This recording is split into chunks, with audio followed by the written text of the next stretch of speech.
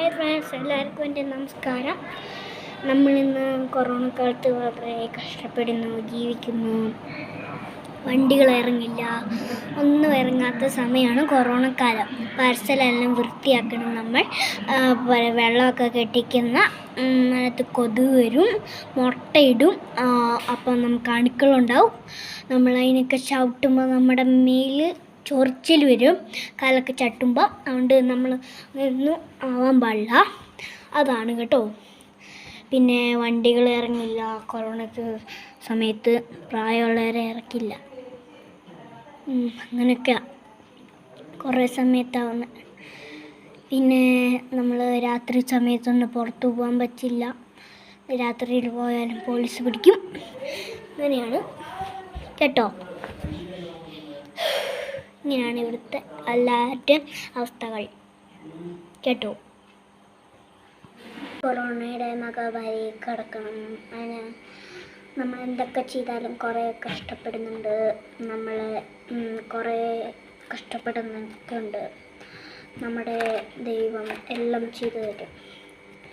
പക്ഷേ ഒന്നും കൊറോണയുടെ മഹാമാരി പോകാൻ പറ്റുന്നില്ല. കൊറോണ ഇപ്പോൾ കൂടുക, ആ മഹാമാരി കൊറോണ. ദൈവം കർത്താവാണ്. ദൈവത്തിനോട് നല്ലോണം പ്രാർത്ഥിക്കണം. എന്നാൽ പോവും.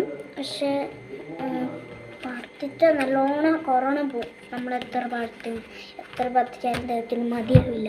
അത്രയും നമ്മൾ പ്രാർത്ഥിക്കണം. അങ്ങനെയാണ് ദൈവം നമ്മുടെ നല്ല ശക്തിവാനാണ്. നമ്മൾ പിശാചിനോട് നമ്മൾ ഇതാക്കാൻ പാടില്ല. പിശാചിനോട് നമ്മൾ കൂട്ടുകൂടാൻ പാടില്ല. നമ്മുടെ യേശു കർത്താവിനോട് മാത്രം. നമ്മുടെ ഈ മുഖ്യമന്ത്രി എല്ലാം പറയുന്നുണ്ട് കൊറോണ കൂടും. പക്ഷേ പപ്പയും മമ്മിയും സ്കൂളിൽ പഠിക്കുന്നുണ്ട്. അതുകൊണ്ട് എനിക്കും ആഗ്രഹമുണ്ട് സ്കൂളിൽ പഠിക്കാൻ. പക്ഷേ കൊറോണ കാരണം ഒന്നും പറ്റുന്നില്ല. അപ്പോൾ എനിക്ക് എപ്പോഴെങ്കിലും കൊറോണ മാറുമ്പോൾ ഞാൻ അങ്ങനെയൊക്കെ സ്കൂളിൽ പഠിച്ച് വലുതാവും. പക്ഷേ ജോലിയൊക്കെ ചെയ്യും. അങ്ങനെയൊക്കെയാണ്. പിന്നെ കാറുമില്ല. നമ്മുടെ ഈ പരിസരം വൃത്തിയാക്കണം. വേറെ ഒരു ഭയങ്കര കാര്യമാണ്, നമ്മുടെ ഈ പരിസരം മൊത്തം വൃത്തിയാക്കണം. എന്നുവെച്ച് നമ്മുടെ അണക്കെട്ട് പരിസരം വൃത്തിയാക്കണം. പിന്നെ നമ്മുടെ